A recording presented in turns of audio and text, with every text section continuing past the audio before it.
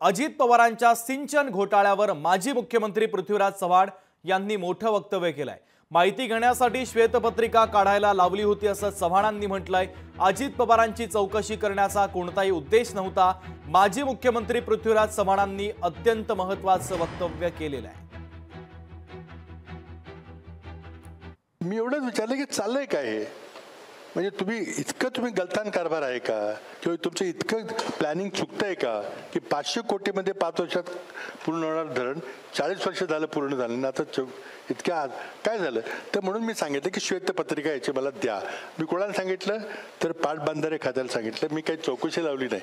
पण दुर्दैवाने महाराष्ट्रामध्ये श्वेतपत्रिकेचा अर्थ चौकशी असा होतो, तो नाही आहे। श्वेतपत्रिका आहे सरकारकडून जनतेला दिलेली ऑथेंटिक माहिती।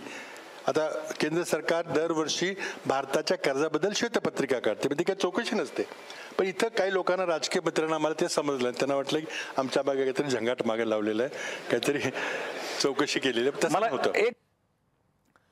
पुढची महत्त्वाची बातमी, T20 मॅच मध्ये भारतानं बांगलादेशवर 7 गडी राखत विजय मिळवला आहे। भारत बांगलादेशमध्ये 3 सामन्यांची T20 मालिका सुरू आहे। पहिल्याच सामन्यात भारतानं बांगलादेशला पराभवाची धूळ सारलेली आहे। सूर्यकुमार यादवच्या नेतृत्वाखाली भारतानं ही कामगिरी केलेली आहे। महत्त्वाची बातमी, T20 मॅच मध्ये भारताचा बांगलादेशवर 7 विकेट राखत विजय आहे। भारत बांगलादेशमध्ये 3 सामन्यांची T20 मालिका खेळवली जाते। पहिल्याच सामन्यात भारतानं विजय संपादित करत बांगलादेशला पराभवाची धूळ सारलेली आहे।